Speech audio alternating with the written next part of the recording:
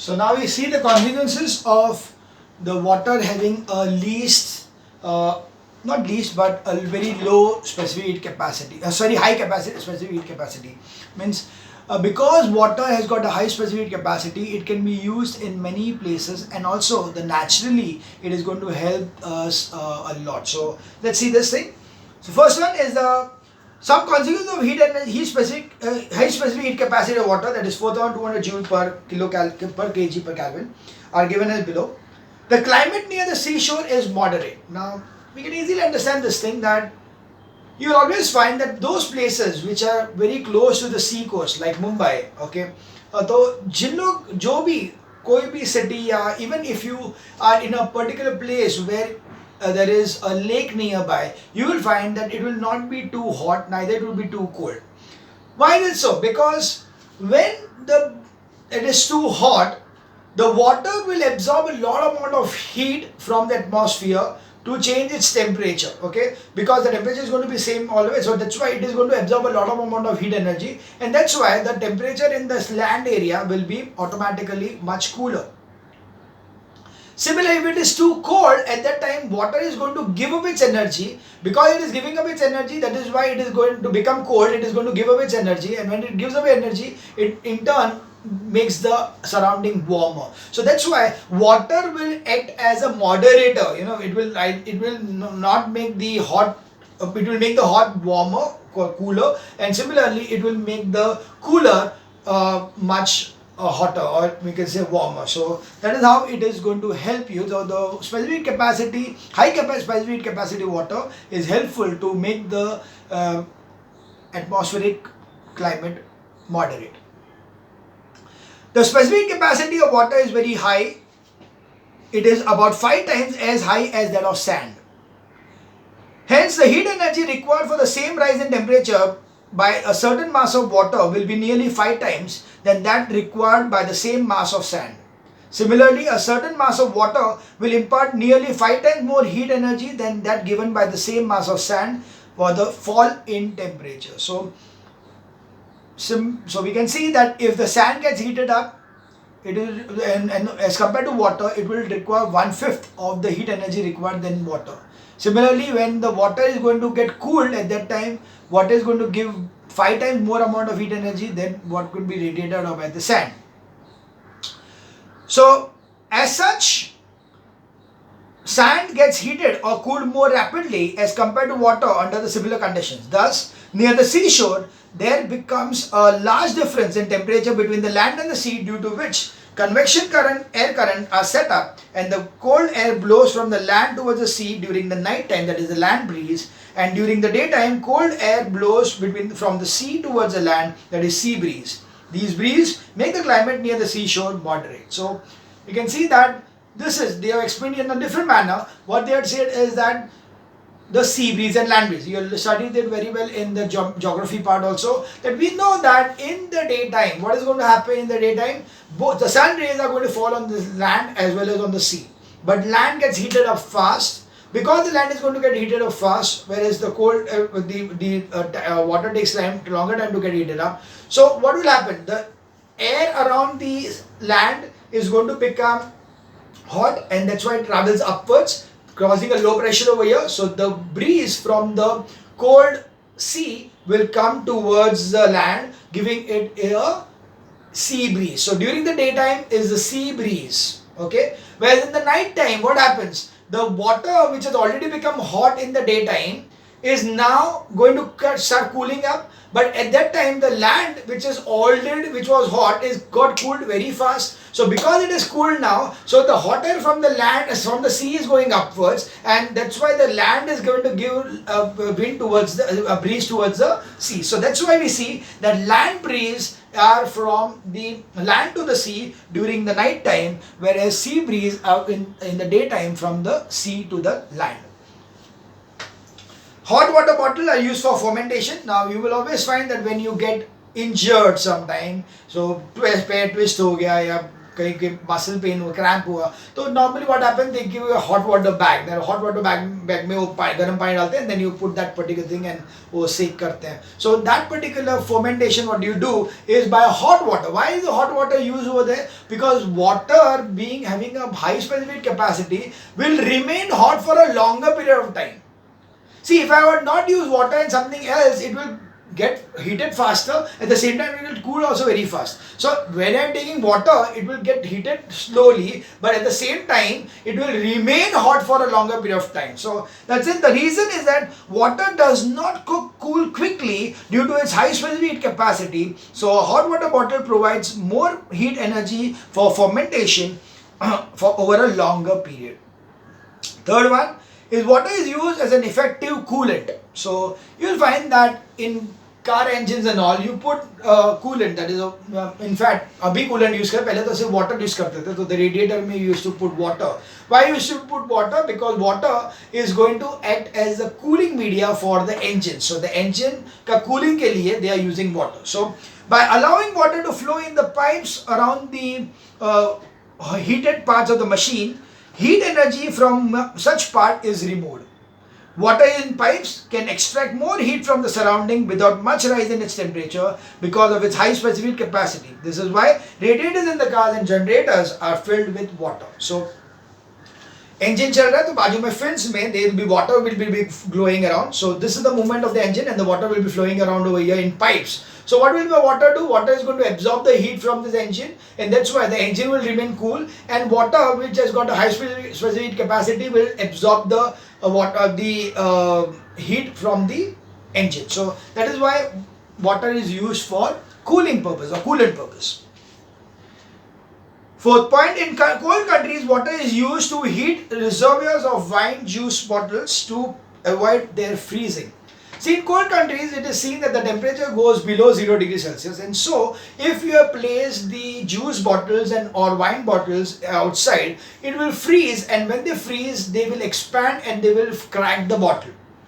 So to avoid the cracking of the bottle, what they do is that they place these bottles in water. Okay, they will take a trough of water and then in that they will put that particular bottles so that water will take a longer time to get cooled and become ice. So water को ice में convert होने को time लगेगा. So and whereas till the time there is water outside the container or outside the bottle, the heat energy will not be lost from the bottle and the bottle will not get freezed. So the reason is that water, due to its high specific capacity, can impart a large amount of heat before reaching its freezing point. When hence bottles kept in the water remain warm and they do not freeze even when there is a considerable fall in the surrounding temperature. The next one is a very famous question which has been asked many times in boards also, and that is give reason question, that farmers fill their field with water to protect the crops from frost. So they always say that a smart farmer will put their second, why would a smart farmer do such a thing? So question वही है कि why would a farmer be spread water around his field when the temperature outside is going to be sub-zero? So how he is protecting his crops? So he is protecting by spreading water over there. Why does he do that thing? Because if water is present in the crops in the field, then the frost will not enter into, or the amount of heat energy will be given to that particular crops from the roots, so that the crops के जो अंदर के जो veins है, they will not rupture and the plants will not die. So on a cold winter night, if the atmospheric temperature falls below zero, water in the fine capillaries of the plant will freeze. So the veins will burst due to the increase in volume of the water freezing due to anomalous expansion. We know that due to anomalous expansion of the water, when the water is going to freeze, it is going to expand, and when it expands, it will break the capillaries of the vein or the veins of the plant. So that's why as a result plant will die and the crops will get destroyed. In order to save crops on such cold weather, for cold night, farmers fill their fields with water because water has a high specific heat capacity, so it does not allow the temperature in the surrounding area of the plant to fall up to 0 degrees Celsius. So water will not allow the temperature to go sub-zero because it will take a lot of amount of heat. So it is going to keep on giving a lot of amount of heat to freeze itself. So water अगर वहाँ पे रहेगा तो वो water को freeze होने के लिए अपना बहुत सारा heat देना पड़ेगा, because it is giving away that much amount of heat. That's why it is going to keep that area or that plant area being warmer, and hence is able to surrounding area will be warmer even if the outside temperature is below zero.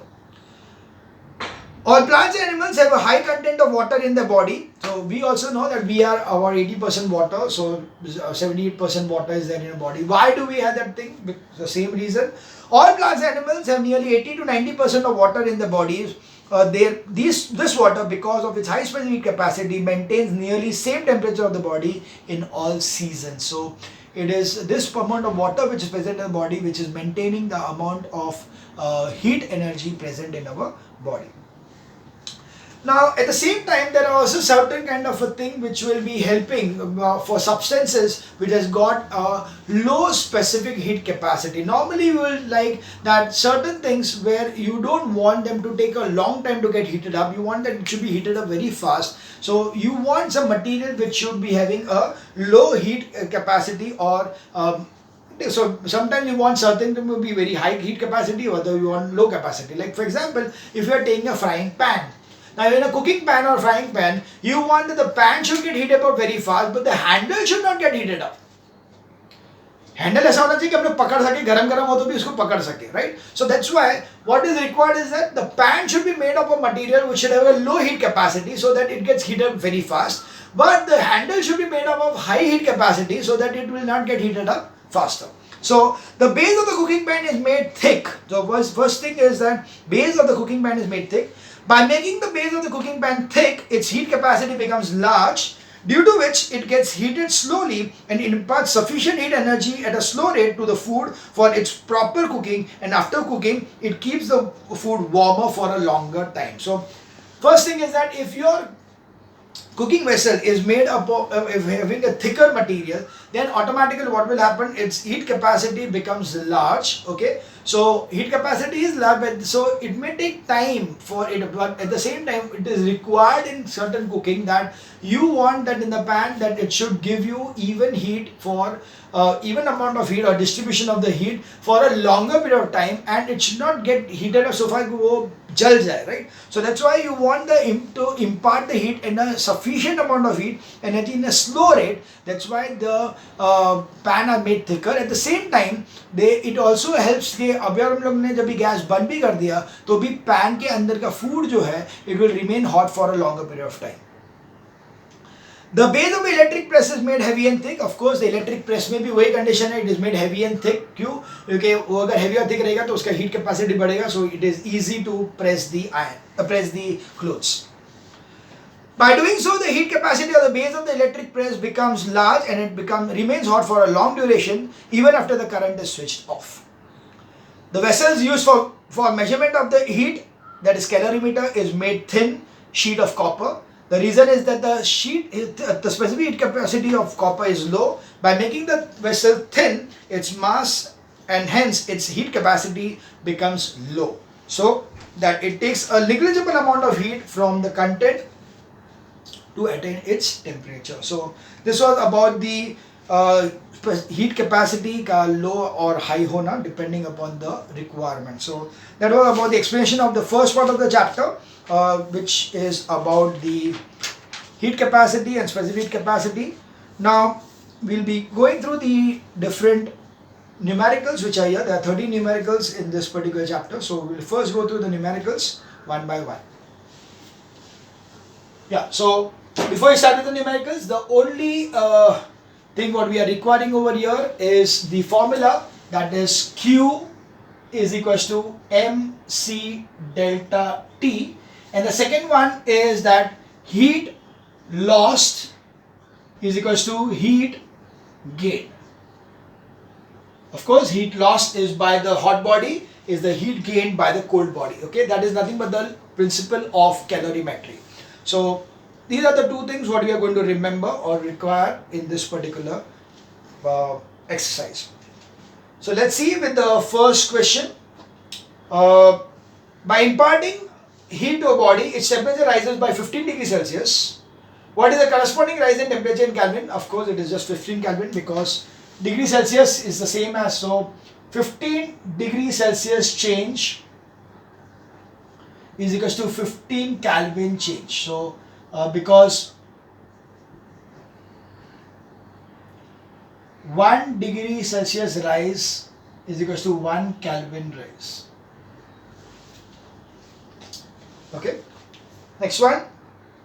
Calculate the heat capacity of copper vessel of mass 150 degrees Celsius, 150 grams if the specific capacity. Oh, I missed one formula, that C dash is equals to C upon. Okay, I just. और कोई equation तो नहीं है ना?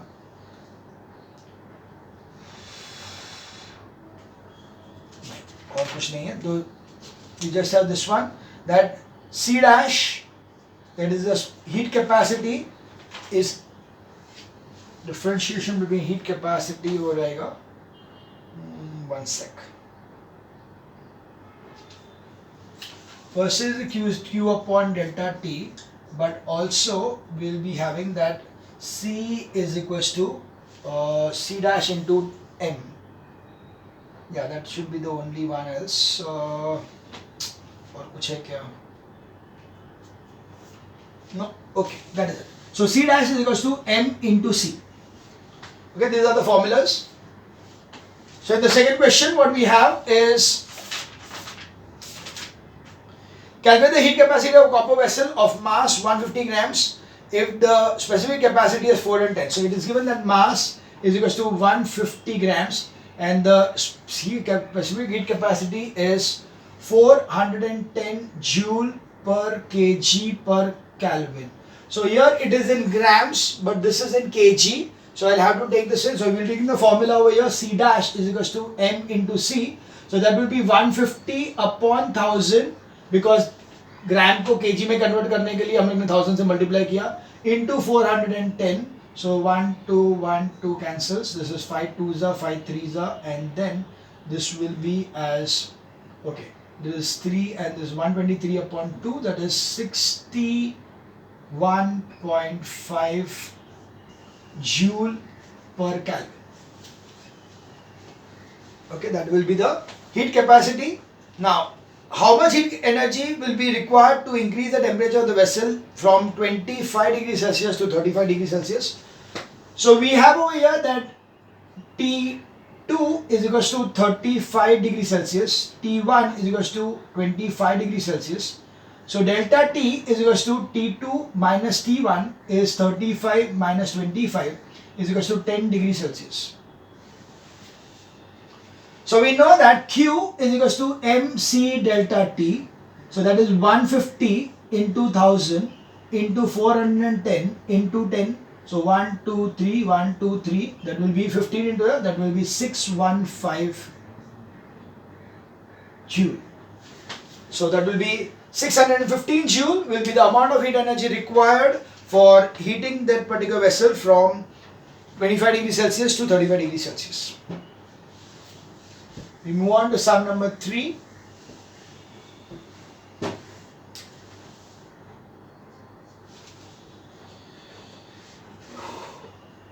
A piece of iron of mass 2 kg has a heat capacity of 966 joule per Kelvin. So it is given that mass is equals to 2 kg. The heat capacity C dash is equals to 966 joule per Kelvin. Find the heat energy required to warm it by 15 degrees Celsius and its specific capacity in SI units. So what we'll do is that we need to know the C. So we know that C will be equal to C dash upon M. So that will be 966 upon 2. That will be 483 joule per kg per Kelvin. The next thing is the heat energy required. So the temperature change. The temperature change is given to you by heated by 20. So this delta T is equals to 15 degrees Celsius because it's already given to you that heat energy required to warm it by 15 degrees Celsius. Means they are not given the initial and final temperature, they are just given that what is the change in temperature. The change in temperature is 15 degrees Celsius. So we know that Q is equals to mc delta T. So M is 2, C is 483 and delta T is 15. So that will give you a 30. So 3 3s are 9, 3 8s are 24, 24 and 2 and 12, 13, 14. So 1449 joule. So the C is this and this is Q. So first answer is 14490 joule and second answer is 483 joule per kg per Kelvin. Got it? So quite an easy sums, nothing too difficult.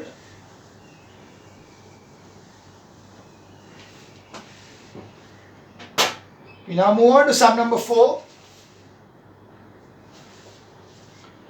Calculate the amount of heat energy required to raise the temperature of 100 grams of copper from 20 degrees Celsius to 70 degrees Celsius.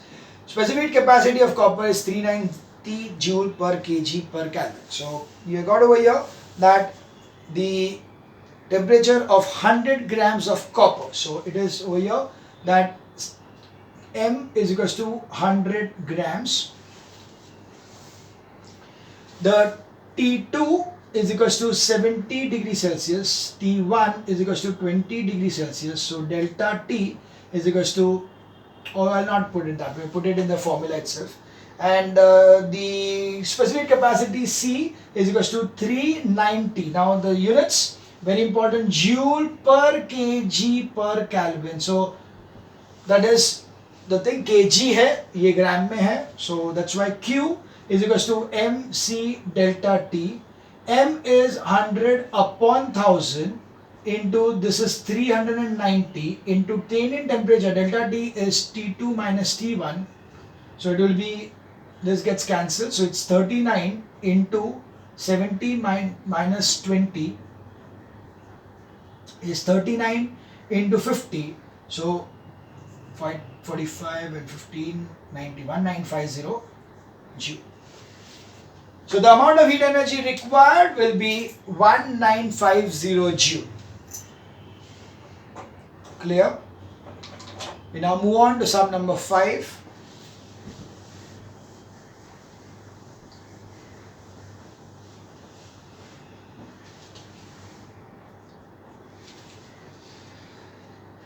(1,300 joule of heat energy is supplied to raise the temperature of 0.5 kg of lead from 20 to 40 degrees Celsius. So let's see the thing over here. First time, the Q is given to us as 1300 joule. You are told that the mass is equal to 0.5 kg. The T2 is given as 40 degrees Celsius, whereas T1 is given as 20 degrees Celsius. You need to find out the C. We know that C is question mark. So we know as Q is equals to mc delta T, or we can write over here T2 minus T1. So 1300 is equals to 0.5 into C into 40 minus 20. So that will be 1300 is equals to 0.5 into C into 20. So that will become 10. So it's 1300 upon 10 is equals to C. So C is equals to 130 joule per kg per Kelvin.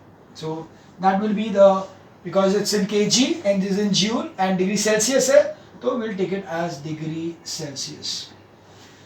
You can take it in Kelvin also, not a problem. We'll take it in Kelvin. SI unit ही ले लेंगे. So that is the 5th sum. We now move on to the 6th sum.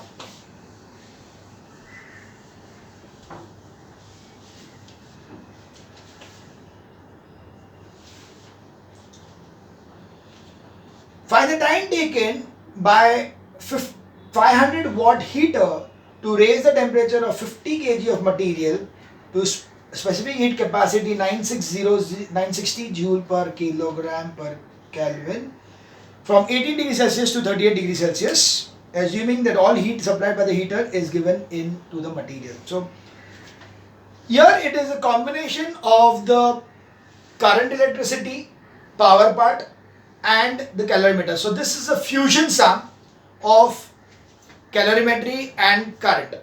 Okay. First of all, we'll take the calorimetry part and then we'll move to the electric part. So we are given over here that power is equals to 500 watts. We are given the mass to be as 50 kg. The C is equals to 960 joule per kg per Kelvin. And the difference in temperature, so T2 is equals to 38 degrees Celsius.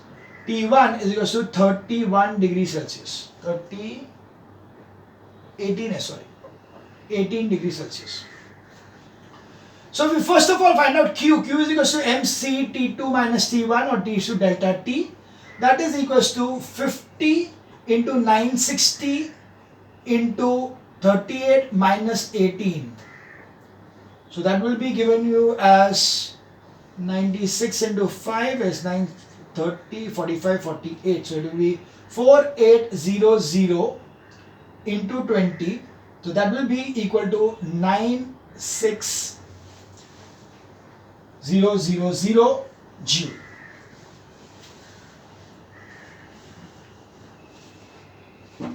So once we know the amount of heat energy given to you, we also know that the amount of heat energy will be amount of power given by that particular heater over here. So if you see the power given by the heater, the power is equals to work upon time. So we know that power is equals to work upon time, but work is nothing but the energy. So we can say is equals to Q upon T. We want to find out the time period, right? Now we know the power is 500 watt. So it is 500 is equals to, this is 96000 upon T. So T will be equal to 96000 upon 500. So that will give me as 9 ones and then 45 will be 19 and then 10. So 192. So it's 192 seconds will be taken for the heater to get heated. Now one second. 190. 1 this is 92. Okay, I made a mistake here. This multiplication over here will be 9848000. So it will be 10 extra here. So 10 here extra, 10 here extra. So that will be this many seconds. Now this many seconds, if we divide it by 60, you will come to know that it equal to, now 66 3s are 18 and then 12. So 32 minutes. So that will be equal to 32 minutes. Okay, so you can see that this part over here is the connecting link between the current electricity and the calorimetry. Calorimetry में जो Q का जो value मिलेगा, वो Q का value is your value of the work, that is the work in joule. So power is equals to work upon time. उस हिसाब से, okay? So this is what you need to understand properly, that about the connection between the electrical supply and the calorimetry. Okay, so I think I will continue in the next video, the seventh sum.